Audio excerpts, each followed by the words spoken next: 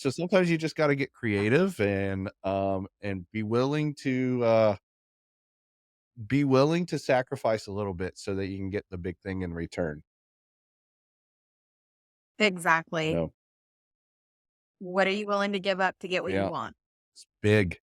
Yeah. You know? Yeah. Yeah. It's, and on the Binzer side, for the seller, once they get the Binzer from the buyer, um, they have 5 days to respond. And sometimes they freak Yeah. out. They're like, "Oh my god, you're asking for all of these things." But at the end of the day, when you do the math on it, maybe sometimes it could be like 2,500 bucks in repairs. Are you willing to lose that deal over $2,500? And some sellers are. Some sellers are like, Yeah. "Nope, I'm not doing it." And it depends on, how the market is and what's going on with the market. If it's a seller's market, the seller's like, "Nope, I'm not doing it." It is what it is. So definitely trying to kind of, walk your client through that and make sure that they are still being taken care of and getting what they need out of that transaction. You know, it's not for the faint of heart. I was just talking to one of my mentees, a new agent who is going to be amazing. Last night and today, she had a seller and they finally got an offer and it was lower than what the seller had wanted. And she's like, I, I'm I'm nervous about it and I don't know what to do. And I said, well, you need to write a counter offer, based on what your seller wants to do. And and she's like, well, I don't want to ask. And, I'm nervous to ask. And here's the thing, we are here to negotiate for these people. And so you can't get in the way of that. You can't get in your own way of doing a good job and having fiduciary duty for your client. You have to, even if you're nervous about it or whatever, you gotta handle it for them. That's what they're there for. That's what you're there for. That's what they hired you to do. Yeah. So So yeah, a real very estate that important. doesn't like to negotiate, real estate agent that doesn't like to negotiate. Well, correct. I Right. mean, Well, she's no. new. She's newer, so she's learning. But yes, if you are gonna do this job, you have to have a thick skin. You cannot be afraid to tell someone, you know, what you think Yeah. or how it's gonna be. And I will hold the buyer. I will hold the agent on the other side over the fire if I need to, if things aren't, if they're not following the contract, if they're not following the timeline. I have no problem Yeah. whatsoever, lighting a little flame under them, Yeah. you know. I worked in trucking Oh, for geez, over you're 20 good at years. this. Yeah. Yeah. Yeah. So I was a woman. My mom and I were women in a predominantly male dominated industry. So it really did prepare me for being a good Yeah. real estate Yeah. agent. I bet so. You were negotiating a Oh, that's Yeah. funny. That's good. I want to Yeah. hear more of that story.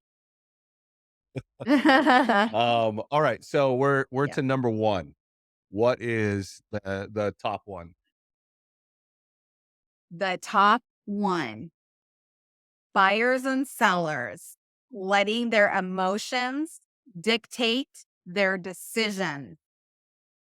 Both sides of the seller side and the buyer side. Don't let your emotions make those decisions for you. Use your head.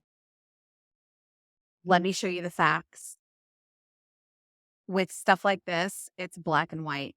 You gotta make decisions and you cannot let your emotions get in the way of that. You just cannot.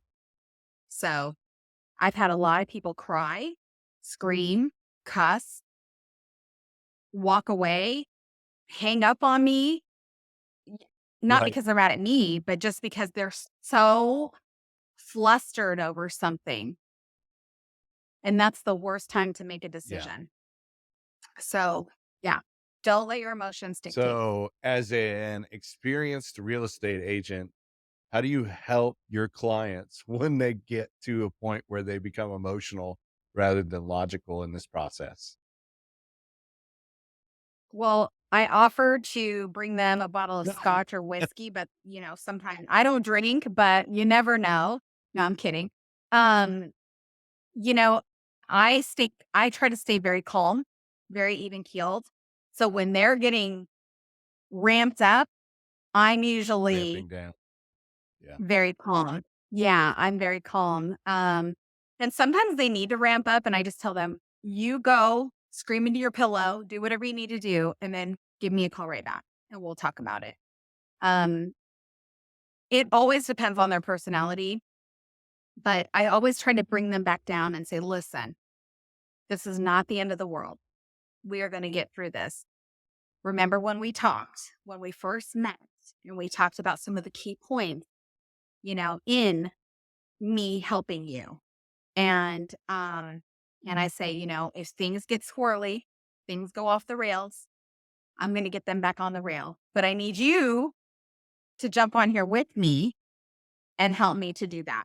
And usually by the time things are getting squirrely, if they do get squirrely, I call it getting squirrely or going off the rails. I've already kind of built a rapport Right. with them, and they know that they can trust me and that I'm going to help them get where they need to go. But sometimes they just need to cry or scream or both. Um, and that's okay. I've had clients call me later the next day and be like, "I'm so sorry. I am so sorry. I freaked out over nothing," and we're all human. And everybody is going to, you know, act a different way. What might make me start burst into tears might make you start laughing.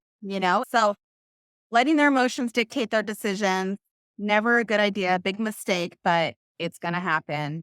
And, you And you know, just lucky for them, I'm the one dealing with the other side, so they don't even know that my buyer or seller is freaking out, right, only I do. right. Well, and sometimes that is, yeah, a whole nother story when the other side is having a conniption fit. Yeah.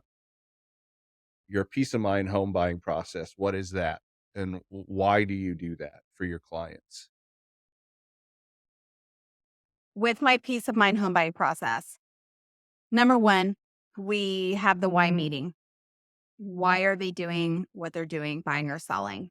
What's their goal? Where do they wanna be? So that I can help guide them, to that goal and help them get to the finish line, basically. Um, we build a financial plan. That's number 2, very important. I get them with a lender, we talk about what they're comfortable with, how their budget looks, what their finances look like, and get them pre-qualified and ready to roll. Um, then build their home buying team.